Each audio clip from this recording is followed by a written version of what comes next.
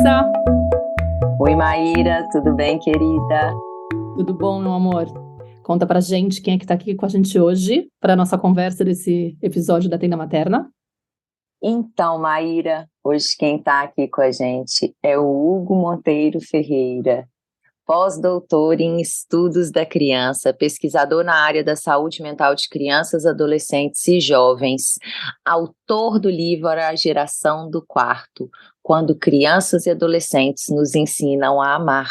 O Hugo também, ele é professor na nossa certificação e pós-graduação em educação positiva, professor convidado. E é um prazer muito grande receber você aqui na nossa tenda materna, Hugo. Seja muito bem-vindo. Se você quiser falar algo mais sobre você, fica à vontade. É uma maravilha, é um prazer poder participar com vocês dessa tenda materna, né? Uma tenda é aquilo que a gente arma para proteção, para descanso, para refúgio. Então, é assim que eu estou me sentindo aqui, num refúgio, tá bom? Foi ótima a apresentação, tá tranquila, é isso mesmo. Eu tenho uma filha, sou pai, minha filha é Maria Clara e estamos juntos. Que bom, que delícia receber você aqui, né? Um professor e pai, isso é maravilhoso para poder trocar. E realmente, obrigada aí pelo carinho com a nossa tenda. Realmente é esse lugar de proteção para as mães, esse refúgio no qual a gente se encontra e se expressa com vulnerabilidade, com honestidade. Então, seja muito bem-vindo. E a gente vai falar nesse episódio, né, Hugo, sobre a adolescência, sobre essa geração do quarto. Então, eu queria começar te perguntando como que esse tema da adolescência, ele entrou na sua vida, ele foi tocando o seu coração e que você foi dedicando os seus estudos, o seu olhar para a adolescência, né? Por que que você se interessou a falar e pesquisar sobre esse tema? Se você puder contar um pouquinho para a gente. Então, eu sou um pesquisador que comecei, na verdade, o meu processo de pesquisa começou com o meu processo de ficção, porque eu escrevo ficção.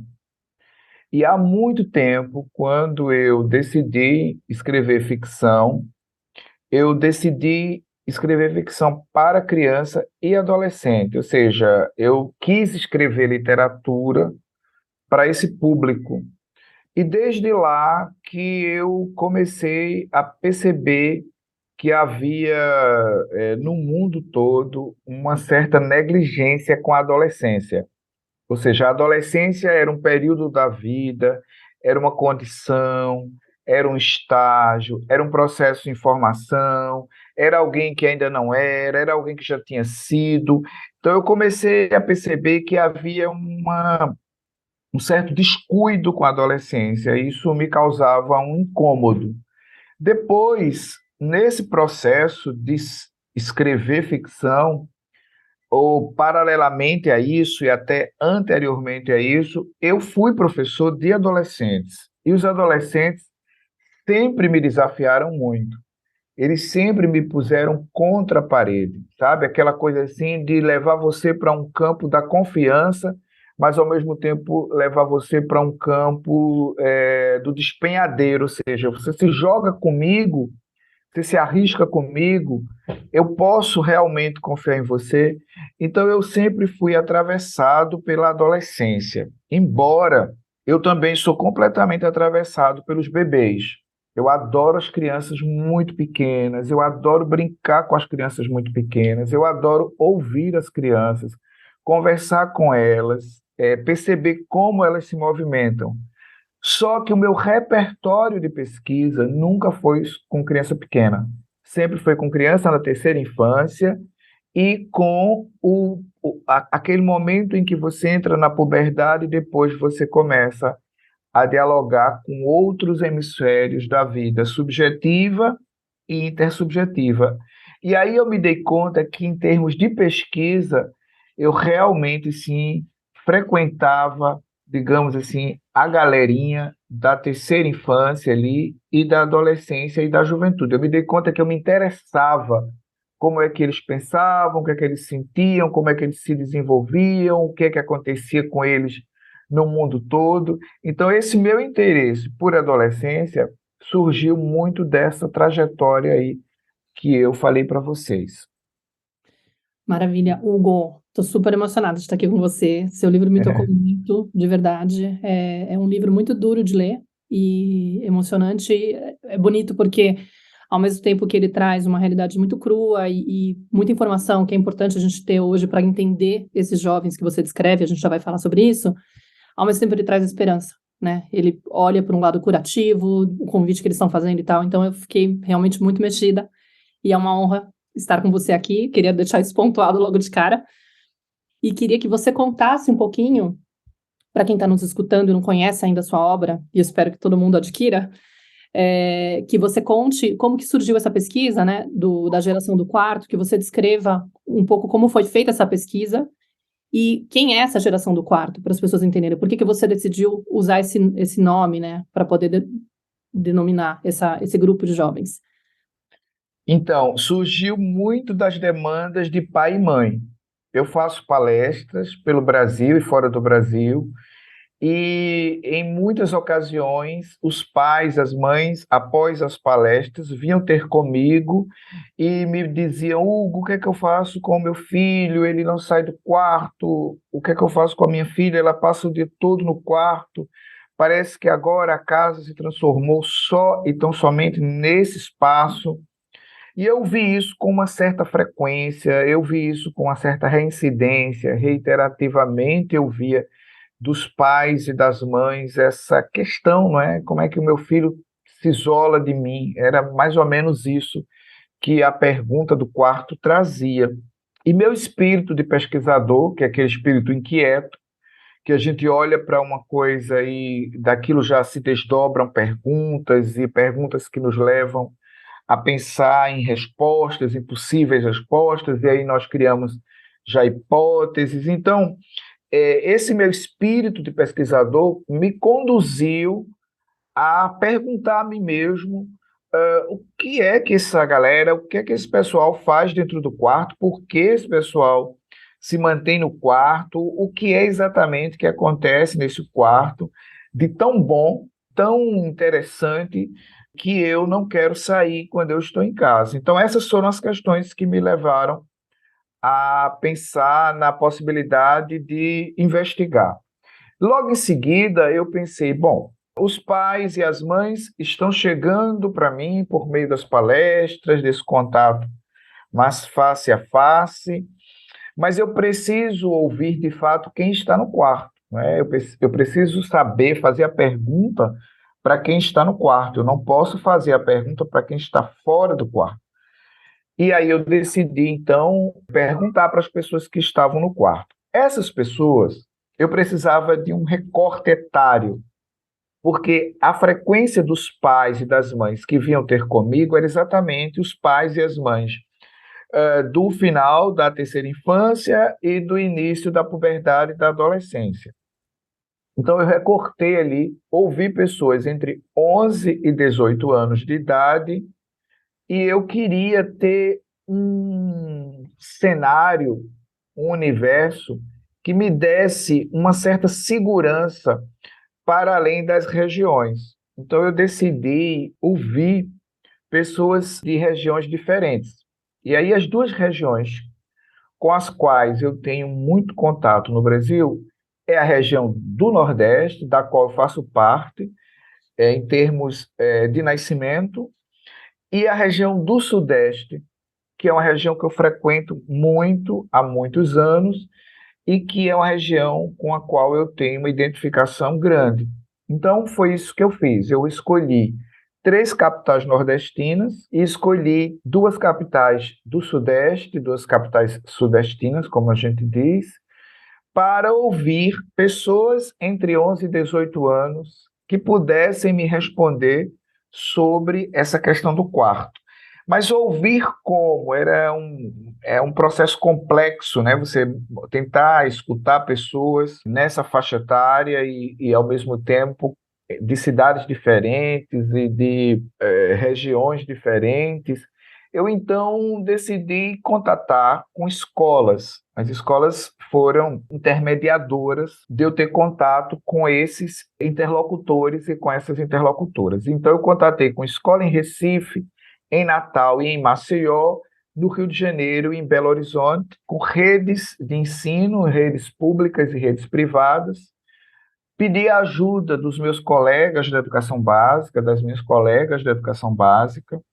Montei um questionário relativamente grande, com perguntas fechadas e perguntas abertas, e fui para campo. Ou seja, eu lancei o questionário, né? E aí as pessoas aderiram, né? Havia um critério, a pessoa só podia responder aquilo caso ela aderisse, ou seja, ela não podia responder porque o professor mandou que respondesse, porque a professora pediu que respondesse. Ela tinha que aderir, ou seja, o interlocutor tinha que gostar e querer responder. E aí eu, então, lancei online esse primeiro, o que eu chamo de primeira técnica, e obtive as respostas de mais de 3.000 pessoas, mais precisamente 3.115 pessoas me responderam. E quando eu recebi as respostas, eu tomei um susto muito grande, porque eu me dei conta que as pessoas que estavam no quarto, elas não estavam bem do ponto de vista socioemocional. A saúde mental dessas pessoas estava atravessada por um tipo de sofrimento que não é um sofrimento do cotidiano, é um sofrimento patológico. E ele se materializava ou através de comportamento autodestrutivo ou através de sintomatologia psicopatológica. E diante disso eu me dei conta de que eu estava com um número muito expressivo de pessoas nessa faixa etária que me diziam que tinham vontade de morrer, que me diziam que não tinham vontade de sair do quarto, que me diziam que tinham muita dificuldade de interlocução com a família, com o pai, com a mãe, dentro dos quartos, quer dizer, dentro de casa, que me diziam que tinham hábitos de corte no corpo, ou seja, praticavam autolesão, que me diziam que sentiam sintomas depressivos, distúrbio do sono, medo patológico, síndrome do pânico, distúrbios alimentares. Quer dizer, essas pessoas me trouxeram tantas inquietações do ponto de vista da saúde mental, e que eu me dei conta de que eu realmente estava com um grupo que precisava ser ouvido mais ainda. E aí eu decidi fazer isso, eu decidi recortar desses 3.115, 238 pessoas, e aí eu fui para loco, para face a face, eu fui em cada cidade conversar, entrevistar, numa entrevista semi-estruturada, que é aquela entrevista que você monta com um roteiro passível de alteração na medida em que a interlocução acontece, e ainda um pouco a gente vai fazendo as técnicas. Em pesquisa funciona muito assim, uma técnica chama a outra, né? Então, quando eu fiz a técnica do questionário, chamou a técnica da entrevista semi-estruturada, e depois a técnica da entrevista semi-estruturada criou lacunas que eu achei que grupos de discussão, rodas de discussão, me ajudariam a responder, porque eu precisava também ouvir as interlocuções adultas. Então, nas rodas de discussão, eu vi pais, mães e professores e professoras que quiseram e que tiveram aderência dessas capitais. Então, aí eu fechei uma coleta de informação, né? E nesse grupo você colocou as pessoas que tinham sofrido cyberbullying ou bullying e que tinham se autolesionado e que tentaram suicídio. Todas essas tentaram suicídio? Todas as 238 têm o seguinte perfil: elas sofreram bullying ou cyberbullying na escola, elas se cortaram, elas tentaram suicídio mais de uma vez, elas passam mais de 6 horas nos quartos quando estão em casa, e elas usam excessivamente as redes sociais digitais. Elas são quase que dependentes do uso abusivo das telas. Então, esse é um perfil dessas 238, que quando eu saí para campo, eu já tinha esse recorte. Porque nas perguntas que eu criei, eu levava a criar, a tentar desenhar um perfil mais expressivo dessas pessoas. Então, quando eu cheguei em campo, eu já tinha esse perfil, ou seja, já fui para campo com essas 238 desenhadas, um outro importante elemento é que eu também fiz diversificação de gênero, ou seja, entre essas interlocuções tem meninos e meninas. Uhum. E também tem os pais no livro de algumas crianças e adolescentes que chegaram a cometer o suicídio também, né? Não cometeram, tentaram. Ah, nenhum deles. Não, não, Que não, alguém não. tinha perdido. Não, Tá. não, não. Tentaram suicídio. Tentaram suicídio mais de uma vez, mas nenhuma adolescente da interlocução cometeu, felizmente não chegou a concluir, né? O método usado não foi tão eficaz. Eu imagino o susto que você levou, né? Que você falou, nossa, tomei um susto. Achei que eu tava buscando quais são os motivos de fazer com que o quarto seja um lugar tão bacana, né? O que eles estão fazendo de bom lá dentro, e de repente você descobre que não, que eles estão lá passando mal, tentando talvez se proteger, né, do externo, porque o que fica muito evidente, né, Hugo, quando a gente vai trabalhar esse tema estudar esse tema da adolescência e como que tá esse adolescente hoje, o quanto que a gente está desconectado dessa conversa, dessa escuta, a gente é incapaz de ter essa escuta, né, que você fala tanto no livro, que é tão bonito, de não gerar essa intimidade emocional com os filhos, de não permitir que eles sejam eles mesmos, de estar sempre criticando, julgando, e muitas vezes não promovendo esse espaço onde ele pode trazer o desconforto, porque vai vir algum tipo de represália, vai vir algum tipo de crítica, algum tipo de castigo, ou algum tipo de conselho, ou vão minimizar, vão menosprezar a minha fala, e aí eu começo a ficar tipo, então por que eu vou trocar, né, com os meus pais? A minha sensação é de que ele não se sente à vontade na própria casa, né? E aí eu fiquei curiosa de saber, assim, qual que foi sua conclusão, né, na tua visão, de por que esses adolescentes, né, estão preferindo ficar nesse quarto, já que não estão bem, né? Tipo, qual que é esse refúgio aí que eles estão tendo? O que está caracterizando isso? Então, assim, a gente aqui, eu, vocês duas, nós passamos pela adolescência, não é? E a gente sabe mais ou menos como é que isso se dá. Você gosta de ter um cantinho, não é verdade? Você gosta de um certo silêncio, você gosta de ter sua galerinha, sua turma.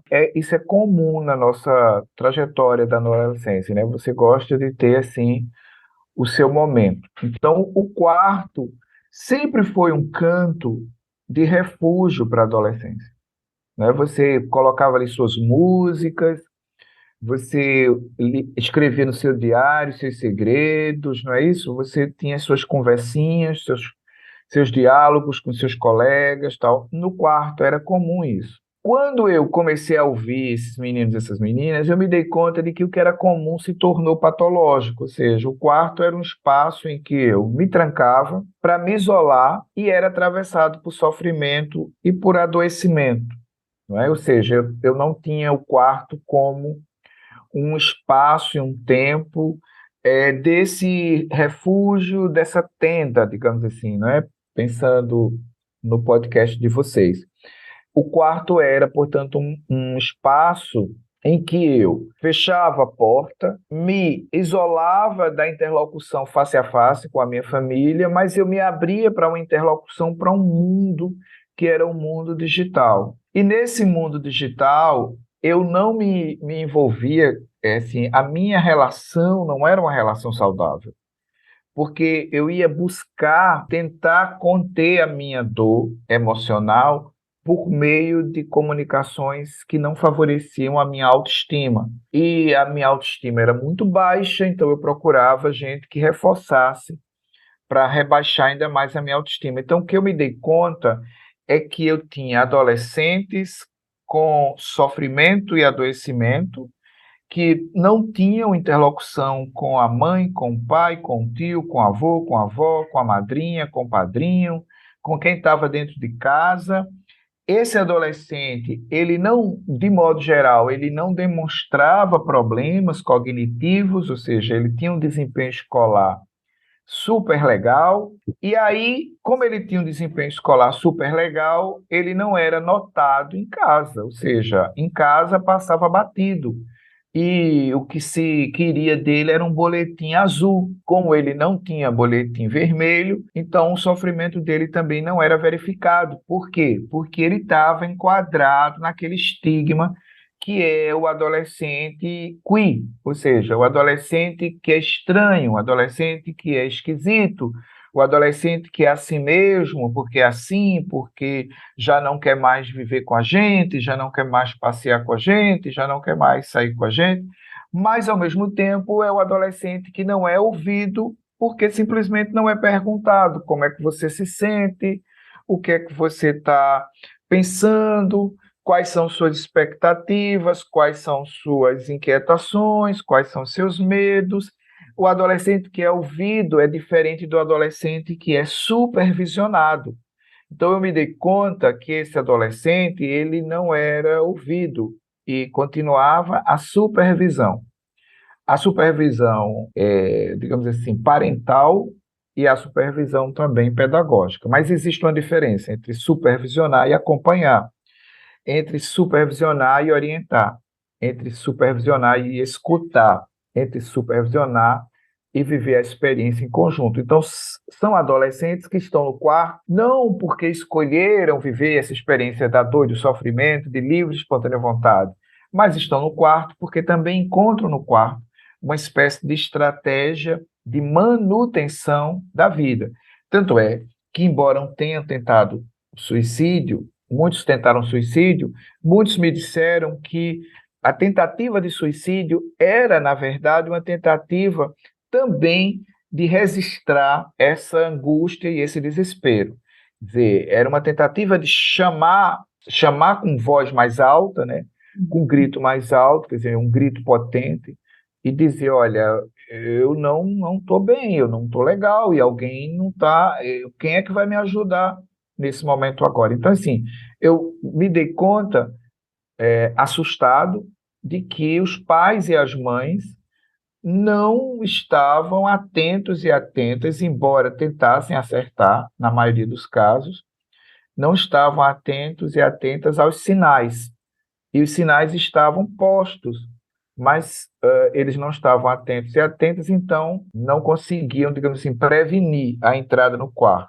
E depois que eles percebiam que o seu adolescente, a sua adolescente, os seus filhos, as suas filhas, estavam no quarto, ou seja, já tinham as características sobre as quais eu falei agora há pouco, eles entravam em desespero também.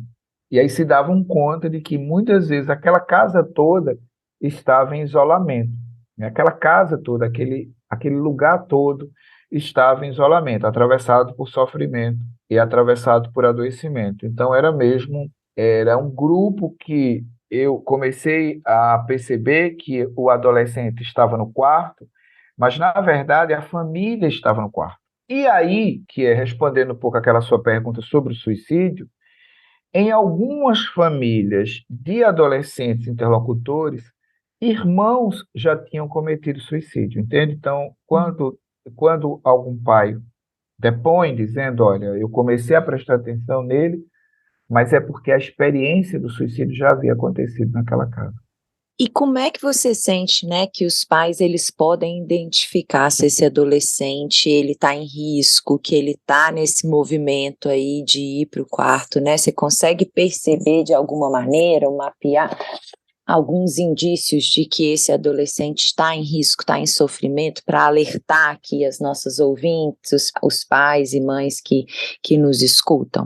Até porque a gente fica pensando, né, como muitas vezes os pais, nessa lógica da educação tradicional, eles prezam muito por essa coisa da obediência, do bom comportamento. Então, assim, eu quero um boletim azul. Se tiver isso, a minha sensação é de que eu tô tendo sucesso com a minha maternidade, com a minha paternidade, tá dando certo a forma como eu tô educando, porque olha só, meu filho vem, traz boas notas, é bem comportado, e aí, muitas vezes tá camuflado o sofrimento desse garoto, porque ele tá por dentro não se sentindo aceito, alguma coisa do tipo, só que ele vive esse personagem perfeitinho, muitas vezes, que não dá trabalho, que dá a sensação de que tá tudo ok, e aí fica aquela coisa assim, como que eu vou identificar, então, se isso é genuíno, se ele tá realmente tranquilo, se ele tá de bem com a vida, ou se ele tá escondendo alguma coisa por medo de ser criticado, alguma coisa assim, entendeu? Não tá à vontade e, no fundo, ele tá por dentro. É muito difícil, porque como esse pai também tá desconectado de si mesmo, né, também não se conhece tão bem, também é fruto dessa educação tradicional e teve que criar esse personagem também de fazer as coisas funcionarem bem, né? E aí parece que eu tô bem porque eu tenho família, porque eu tenho trabalho, porque eu tenho dinheiro, porque eu tô, sei lá, com algumas coisas conquistadas na vida. Nem eu me dou conta que eu, na verdade, tô anestesiado, distanciado de mim, entendeu? Eu não me conheço tão bem assim, eu não tô passando mal com. Tô simplesmente levando a vida pra frente, né? Eu ainda não tive esse alerta de que eu tô adoecido. Porque Isso. é isso que o adolescente vai fazer nessa situação, quando ele grita com esse extremo movimento de só descobrir quando realmente tentei suicídio. Esses dias eu tava falando sobre esses temas na página, recebi um relato, que inclusive vai sair um post esses dias sobre isso, de uma mulher falando assim, nossa, eu conheci uma garota assim, né, ela aparentava estar super bem, né, tava estudando medicina, passou em primeiro lugar no vestibular, sempre fez tudo perfeitamente, era garotinha perfeita, a mãe dela tinha um super orgulho, vivia elogiando a menina, e de repente se suicidou. E ninguém entendeu nada. E já estava na época dos 20 e poucos anos, imagino, né? Ninguém entendeu nada. Ou seja, a gente não tem, né, às vezes, referência, porque nós não temos essa capacidade, né, de nos escutar, nos entender, estamos nesse personagem. Então, tipo assim, como que a gente pode ajudar esses pais a identificarem o que é preocupante? Porque às vezes está lá, escondido, está camuflado. A gente não tem a menor ideia. Eu penso o seguinte, acompanhando as crianças, eu vejo que as crianças, elas nos dão sinais de como é que será a adolescência, né? A maneira como eu acompanho as crianças, eu tenho mais ou menos uma ideia de como é que a adolescência vai emergir. E a adolescência, por ela mesma, também emerge com uma série de elementos que me favorecem identificar, né? A adolescência surge a partir de elementos da puberdade, então eu sei que tem mudança corporal, eu sei que tem mudança cerebral, eu sei que tem busca por agregação em grupo, sei que tem aquele afastamento necessário, divergência importante, né? A autonomia do eu estou me colocando no mundo, então eu não quero ser igual ao meu pai, não quero ser igual à minha mãe. Esses elementos que eu sei que existem, na medida que eu também sei que eu preciso, como pai, como mãe, aprender questões do meu filho e da minha filha que não vieram por osmose nem tão inatas em mim, ou seja, eu preciso estudar, eu preciso aprender a ser pai e mãe. Eu acho que pai e mãe não é na intuição, embora a intuição eu acho que é um elemento que esteja presente na maternidade e na paternidade, mas não é pai e mãe, eles não nascem prontos, então eu tenho que aprender. Como é que na medida em que eu vou aprendendo, eu vou começando a me dar conta de que para conhecer meu filho, para conhecer minha filha, eu tenho que entendê-los como filhos e filhas, ou seja, eu tenho que entendê-los como pessoas que esperam de mim o mínimo de orientação, o mínimo de cuidado, o mínimo de atenção, o mínimo de disposição e de abnegação. Na minha compreensão, quando eu tenho filho, eu abro um grande legado. O filho exige de mim uma postura e uma atitude. E aí eu começo a observar nessa postura e nessa atitude que aquele ser que eu projetei não é igual a mim. Não será, vai ser diferente, mas eu preciso ajudá-lo a se encontrar. Então, eu acho que a gente começa a perceber os sinais se a gente caminhar junto com o filho e com a filha. Caminhar junto é diferente, como eu havia dito agora há pouco, de tentar supervisionar, tentar vigiar. Muitos pais e mães me perguntam se devem vigiar os filhos, numa vigilância no sentido negativo.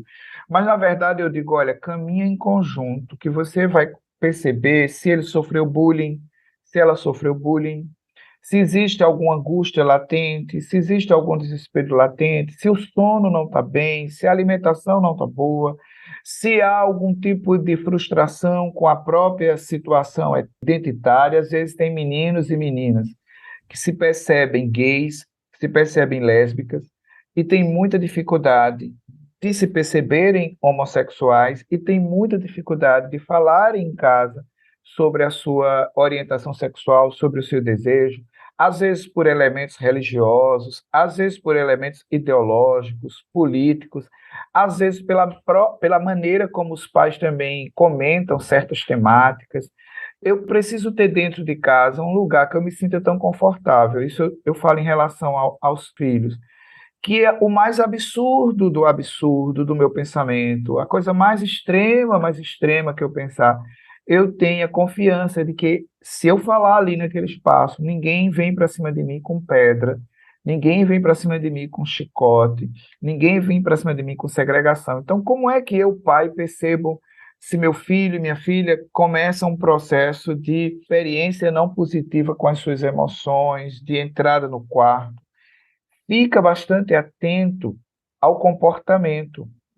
E esse comportamento ele vai se traduzir muito no sono, na alimentação, nas relações, na maneira como essa pessoa fala ou não fala, na maneira como essa pessoa expõe ou não expõe.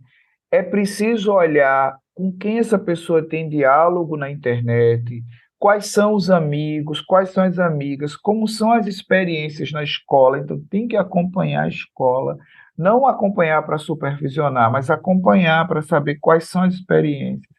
E tentar perceber que muitas vezes um adolescente, ele fala sobre a sua dor, mas a maneira como ele fala é uma maneira, digamos assim, muito introvertida e metafórica.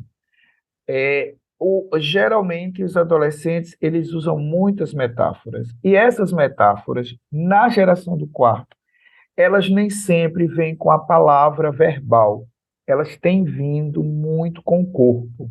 Então, presta atenção no corpo do filho, vê como é que o corpo expressa a maneira de entendimento, os gostos musicais, os gostos por série. Você veja que essa coisa de maratonar a série é muito interessante olhar. Os gostos pelos livros, o que é que chama a tua atenção nisso? Faz um desenho de como é que eles são, que é um processo de autoconhecimento teu e deles, e você vai identificar os sinais. Ninguém que tenta suicídio deixou de dar sinais. Às vezes a pessoa, um adolescente diz assim, numa tarde, que não aguenta mais, não é? Isso, dizer que não aguenta mais é uma coisa muito forte, né? Eu não aguento mais essa casa, eu não aguento mais vocês. Isso é algo muito forte. Então, preste atenção o que é que significa não aguentar mais. Por outro lado, sabe, Maíra e Clarissa, eu acho que nós pais e nós mães, quando temos lucidez do nosso papel, é muito ruim se a gente se enche de culpa. É muito ruim se a gente começa a se culpar e a se perguntar o tempo todo onde é que a gente erra, onde é que a gente fracassa. Eu acho que não é legal para o filho e para a filha conviver com pessoas que nutrem a culpa.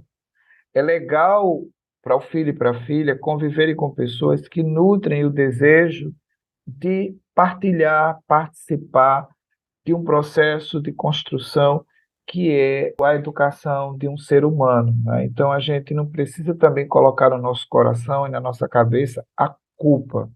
A culpa nunca faz bem. A gente precisa colocar no nosso coração e na nossa cabeça a lucidez. E nem tudo a gente sabe.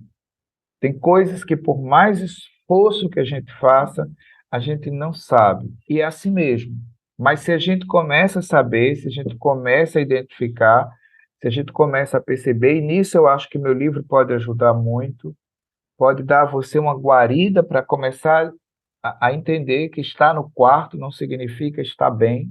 Você começa a pensar, e o que é que eu posso fazer? Eu posso ler, posso ouvir podcast, posso ver programas, posso estudar para aprender, e aprender não vai te diminuir nada. Aprender uma parentalidade positiva, como as meninas dizem, consciente, não vai te diminuir nada, pelo contrário, vai aumentar teu repertório, vai conseguir te colocar melhor no mundo, te autoconhecer para conhecer teu filho, tua filha, sabendo que são vidas distintas, não é? E eu acho que mesmo para crianças e adolescentes que têm essa experiência do quarto, quando os pais começam a ter essa consciência para eles, é um alívio profundo, assim, ai, não estou sozinho, nem estou sozinha, vou poder falar para o meu pai que eu me corto, por exemplo, e que eu não consigo segurar isso né? E aí meu pai vai me ajudar, que estão fazendo cyberbullying comigo, estão pegando meus nudes e distribuindo dentro da sala, isso está me enlouquecendo, eu estou sofrendo profundamente com isso. Ou então, olha, mãe, eu tenho vontade, às vezes, de acabar com a minha vida, e como é que eu faço para... Tu tem como me ajudar? Sozinho eu não dou conta disso, como é que eu faço? Eu estou comendo, estou indo no banheiro, coloco o dedo na boca e boto a comida para fora. Eu não consigo segurar a comida, eu não quero ficar assim, esse corpo, eu quero mudar o corpo. A pessoa começa a falar, né, e começa a perceber que ali ela não vai ser apedrejada. Então, acho que assim, uma sugestão é nunca apedreje seu filho. Nunca. Ô, Hugo, é interessante, né, que você falou, porque eu sinto que esse adolescente, ele vai deixando de falar e ele vai se fechando, né, se isolando, muitas vezes por um medo, né, isso que você falou, né, de apedrejar o filho, né, de criticar, de julgar, de menosprezar o que ele está trazendo, porque a criança, ela confia tanto, né, ela já é tão autêntica, genuína, ela está sempre trazendo o que ela necessita, de uma forma muito honesta. Mas à medida que ela não sente esse retorno, esse olhar, esse interesse genuíno desses pais, ela vai aprendendo que não é seguro mostrar o que surge ali. Então, esse caminho que você está propondo, a culpa para mim que você trouxe, né? Eu sinto que às vezes ela é um alerta. Porque quando a gente começa a estudar, ou quando esse adolescente começa a trazer alguns sinais, né, tipo, passa 6 horas no quarto, passa horas dentro do quarto, aquilo começa a deixar a gente, às vezes, culpado, sem saber o que fazer, ou tenta um suicídio, ou o que quer que seja que ele dá esse grito, obviamente a gente vai se sentir culpado, a gente fala, como que eu não vi? Né? Como que isso aconteceu aqui debaixo do meu nariz e eu não percebi esse processo? Mas ela pode ser um sinal.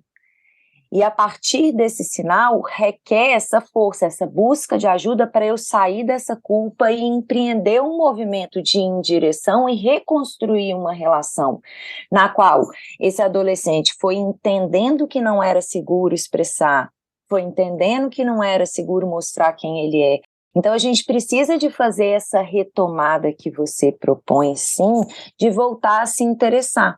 À medida que eu também vou me interessando pelo que me acontece, pela minha própria culpa, pela dor que eu sinto. Peraí, nossa, meu Deus, isso aconteceu aqui sim, mas eu sou adulto, eu tenho como agir, eu tenho como buscar ajuda, eu tenho como buscar recurso para que eu possa sim estar cada vez mais disponível, atenta, sensível aos sinais que esse adolescente está me dando. Então, é um processo, eu vejo a culpa como um sinal e que concordo com você que a gente não pode parar nela, né, e ficar ali, é perceber esse sinal e pedir ajuda. Para isso, requer humildade, né, requer eu olhar para mim e falar assim, nossa, alguma coisa aqui que eu fiz, eu vejo ela muito como esse parar. Às vezes a gente está num ritmo, num movimento, né, vivendo a vida de uma maneira, e quando a culpa vem, ela me para e me permite olhar para aquilo. Se eu fico ali, realmente, aí pouco movimento pode acontecer.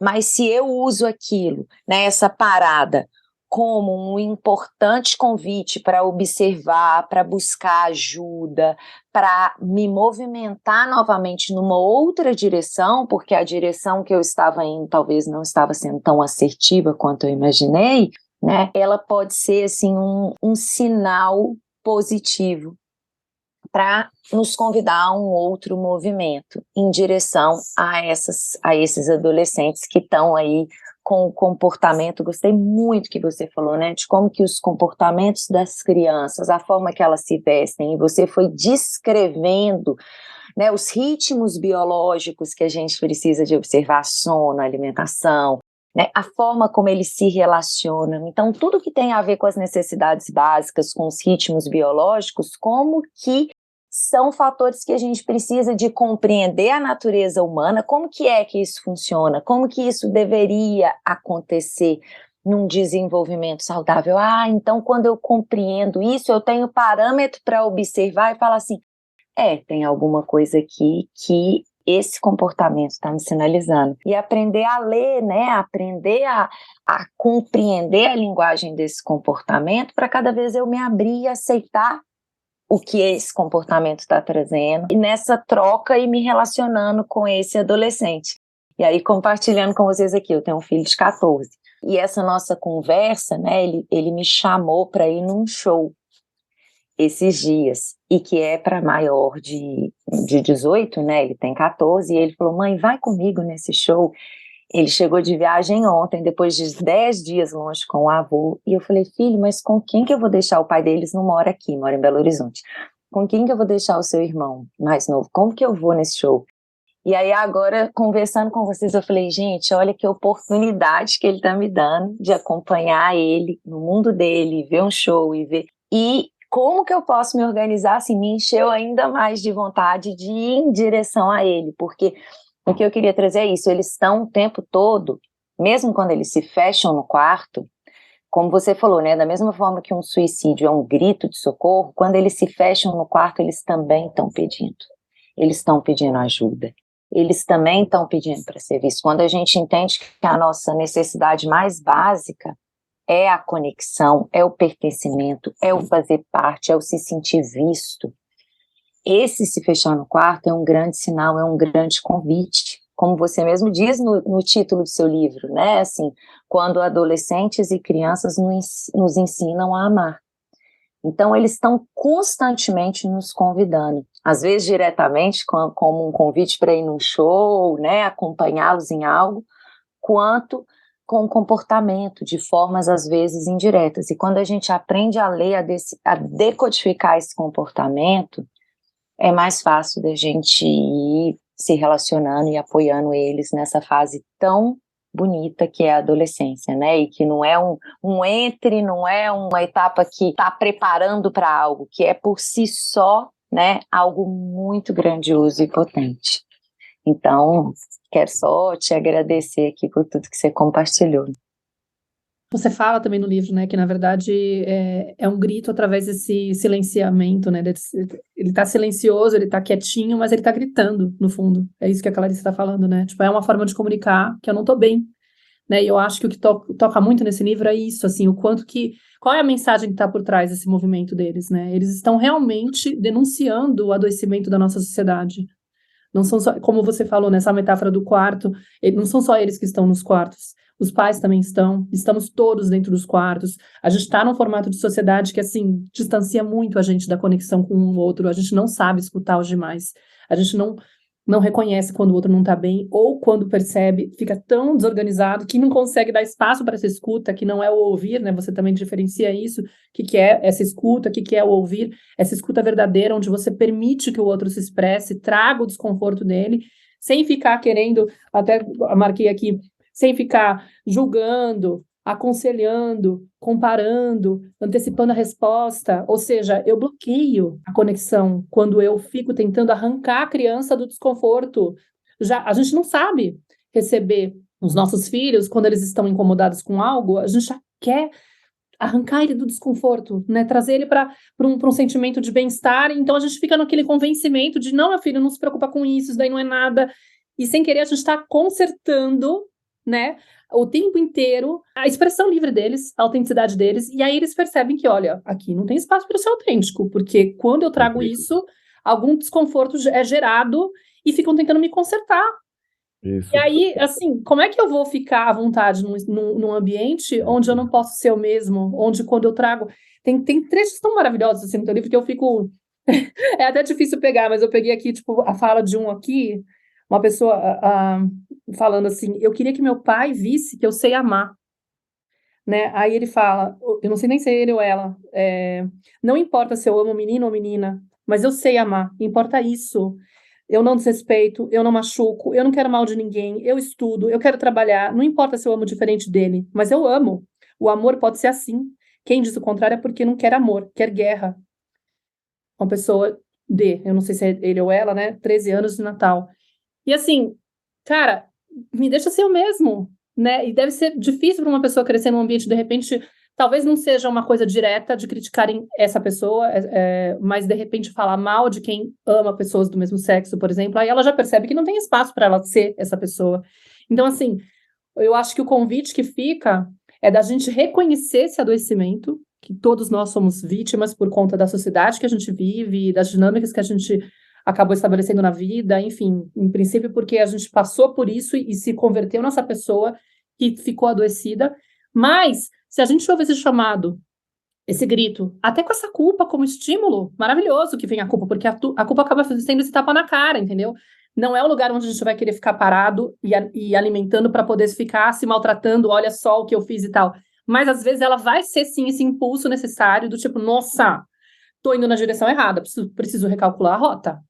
Então, que bom que ela veio nesse sentido, entendeu? Porque é até impossível não vir, entendeu? É impossível você ouvir, você perceber que você tá com teu filho nesse estado e que a coisa tá indo para esse lado e você não se deu conta, você vai falar, poxa, alguma participação eu tenho. E a gente tem participação como pais, né? Então, acho que isso fica assim, esse convite. Olha para isso com carinho também, né? Acolhendo isso, entendendo que você é resultado dessa história, você não tinha como ter feito de outra forma, você fez o melhor que você pôde, mas sim, você está também adoecido. Então, olha para esse adoecimento, toma a responsabilidade de cuidar disso, porque isso vai te trazer de volta para o teu filho. E aí fica lindo, porque o teu livro traz essa mensagem logo no subtítulo, e ele traz esse ponto de esperança, né? Que os nossos filhos estão tentando nos ensinar a amar. Estão denunciando, estamos adoecidos e precisamos voltar a aprender a amar incondicionalmente, aceitar incondicionalmente quem sabe é isso, acompanhar, é andar acompanhando meu filho para que ele possa se sentir livre para descobrir quem ele é e não para que ele seja aquilo que eu projetei sobre ele. Porque isso é muito desrespeitoso, isso é muito doloroso, uma pessoa crescer acreditando que eu não correspondo à expectativa dos meus pais, então eu estou incomodando eles porque eu vou decepcionar se eu for quem eu sou, logo eu não tenho espaço para ser quem eu sou, para que diabos eu estou aqui, né? Então, assim, muito obrigada pelo teu livro, pela tua contribuição, pela generosidade de estar aqui, trazendo um pouquinho do teu conhecimento, do teu trabalho, da tua pesquisa. Eu espero que toque o coração de quem está nos ouvindo, para que as pessoas possam repensar, olhar para si com carinho e façam mudanças, promovam mudanças para tentar ir ao encontro desses jovens, né? Enfim, se você quiser deixar uma mensagem final para a gente poder fechar e encaminhar, maravilhoso. Então, queria agradecer muito o convite e poder participar e dialogar com vocês. Eu acho que o que vocês chamam por culpa, eu chamo por epifania. A culpa, ela é sempre ruim. Ela mantém você cárcere de um sentimento e de uma posição que não vai ajudar você a ir. Então, a epifania, ela é uma revelação. É aquilo que eu vejo e que é me revelado. E para tentar ilustrar isso, se você pensar Paulo de Tarso na estrada de Damasco, quando ele encontra o Cristo, ele está cego e no momento em que ele vê e no momento em que ele encontra o Cristo, ele cega. E ele diz assim, que naquele momento ele se sente muito culpado e o Cristo o chama a atenção dizendo o seguinte: Paulo, o que aconteceu contigo é uma grande revelação. Então, o que eu acho que acontece com o pai e com a mãe é uma grande revelação, é uma epifania mesmo, que a Clarice Lispector também traz no livro dela, A Hora da Estrela, quando a Macabea, ela olha para si própria e se descobre. Então, eu acho que a gente, quando escuta um podcast desse, pode ter uma epifania, mas não deve guardar a culpa no coração. A manutenção da culpa pode estragar tudo. Então, na minha percepção, a gente tem que ter as epifanias cotidianas, as revelações cotidianas, os encontros cotidianos com aqueles que nos permitem uma saída. E, nesse sentido, eu acho que os filhos e as filhas nos permitem saídas das mais diversas. Por isso que no meu livro eu digo, olha, filhos são chances. E eu dedico esse meu livro à minha filha porque eu comecei a estudar a autolesão sem intenção suicida porque a minha filha se autolesionou.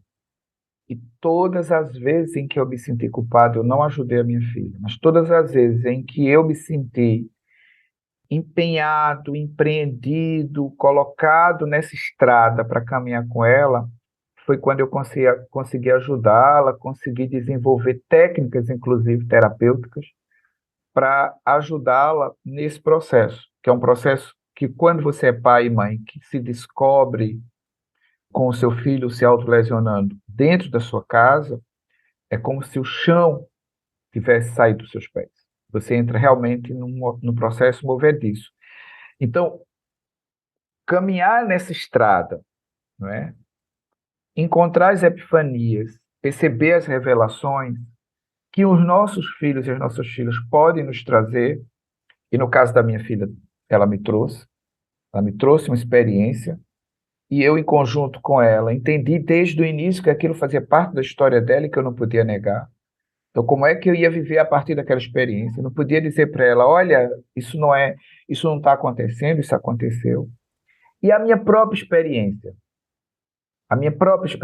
de quem sofreu bullying, de quem viveu a experiência de tentar contra a vida, essa própria experiência me trouxe no movimento a possibilidade de olhar para minha mãe, de olhar para o meu pai, de ver os registros deles e de ver como as insuficiências deles muitas vezes me levaram para o quarto.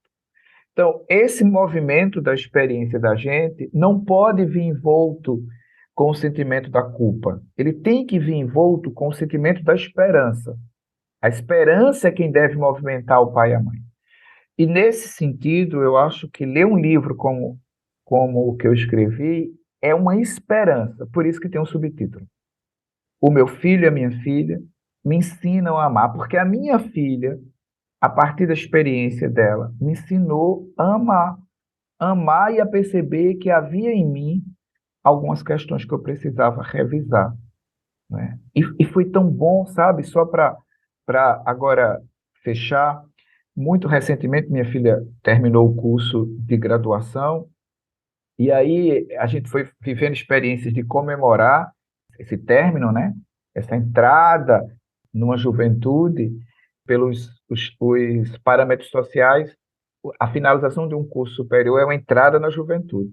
Então, essa entrada na juventude a gente comemorou mergulhando, e foi ela quem me convidou, que queria mergulhar, e nós fizemos esse mergulho, e que experiência maravilhosa.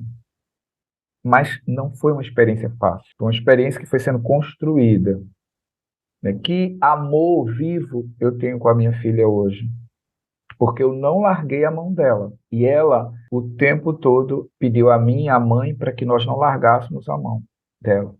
Então, assim, eu acho que essa é uma coisa que o meu livro pode trazer. Por isso que no primeiro capítulo eu digo, olha, o meu livro, além de uma pesquisa, é, na verdade, uma tentativa de ajudar. É uma tentativa de ajudar. Então, é assim que eu me coloco com a geração do quarto, uma tentativa de ajudar. E eu sei que tem muita mãe que está me ouvindo agora, tem muito pai que está me ouvindo agora. Então, assim, se vocês não estão seguros, não estão seguras, e a gente quase nunca está, pede ajuda, pede ajuda. Que quando a gente pede ajuda, a gente está mais fortalecido. Diz que realmente não segura a onda e pede ajuda. E talvez ler meu livro seja um pouco dessa ajuda, fazer o curso com a pós-graduação, né, Clarissa? Pós-graduação pode ser uma. Eu acho que é fantástico essa pós-graduação, porque eu acho que acho que vocês pensaram numa coisa muito legal e pode ajudar muito pai e muita mãe. Muita gente que ainda nem é pai nem é mãe, mas quer ser, né? E a pensar nessa questão da parentalidade positiva, consciente, que vocês difundem. E, enfim, então, assim, a gente está no mundo mesmo para aprender, né? E voltando para a metáfora do encontro de Paulo, que me veio agora intuitivamente, Paulo com Cristo, eu acho que na medida em que a gente se dá conta de que perseguiu muito e que pode virar perseguido, a gente se dá conta de que tem uma caminhada de muita coragem, como diz Guimarães Rosa também, né? Muita coragem na vida. Então, acho que ser pai e mãe é coragem, sobretudo. Muito obrigado, viu? Obrigada, viu? Maravilhoso, emocionante. A hora que você tirou o óculos, eu falei, nossa, agora ele entrou na tenda de verdade, né? E veio do seu coração. Eu só posso te agradecer muitíssimo, Hugo. Muito feliz em ter você aqui na nossa tenda, em receber você e receber essa mensagem de esperança que você traz. Com muito amor, né, Maíra? Transborda, a gente consegue sentir aqui. Espero que de coração todos vocês que estão escutando também sintam essa potência amorosa que é o Hugo Monteiro e que toque o coração de vocês aí. E obrigada, nossa, uma alegria ter você na nossa na nossa certificação em educação positiva e estar próxima para poder aprender com a sua experiência, Hugo. Obrigada mesmo. Quem agradeço. Obrigada, Hugo. Eu senti muita energia do seu adolescente interior aqui com essa última fala, foi bem emocionante. E vou deixar para vocês, gente, o link do livro dele, para vocês conhecerem, encontrarem, conseguirem localizar com tranquilidade, mas é a geração do quarto, quando crianças e adolescentes se ensinam a amar. É facinho de encontrar, né? Agora sim, eu vi várias entrevistas suas onde ainda não estava publicado e tudo mais. Mas até aqui na Espanha eu já consegui trazer. Obrigada, viu? Foi muito lindo e espero que os ouvintes aqui fiquem felizes também com o conteúdo de hoje. Legal. Obrigada, pessoal. A gente se vê, então, no nosso próximo episódio. Um grande beijo e até lá. Sim. Tchau, Maíra. Eu sou a Clarissa de Aquiara. E eu sou a Maíra Soares. E você acaba de escutar mais um episódio da Tenda Materna, um podcast sobre maternidade e autoeducação. Nossa conversa de hoje te tocou de alguma forma? Tem algo que você vai fazer diferente depois de ter escutado esse episódio? Se sentir no seu coração, compartilha com suas amigas nosso podcast, deixa um comentário no nosso perfil do Instagram, @tendamaterna.podcast, contando como esse episódio mexeu com você. Segue a gente no Spotify para não perder nenhum encontro de inspiração, crescimento, trocas profundas e muito apoio. Nos vemos em nosso próximo episódio. Até lá!